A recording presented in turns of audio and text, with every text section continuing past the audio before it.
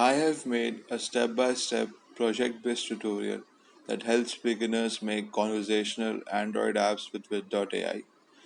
Here we are making a simple conversational calculator that works for both text and audio inputs.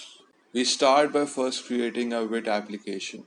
After showing the reader how to log into Wit.ai and create a new app, I explain what intent, entity, and entity roles are, and then after defining the ones we need, I show them how they can add them to the app. In the next step, I explain how they should go about training their app, and then I finish by telling them where they can find the client access token, which we will need later. Next, we start working on an Android app. After showing the reader how to create a new Android project, I tell them how to add the dependencies and get the permission that the app requires. After making the UI, we define the retrofit interface based on the get message and post speech endpoints of with HTTP API.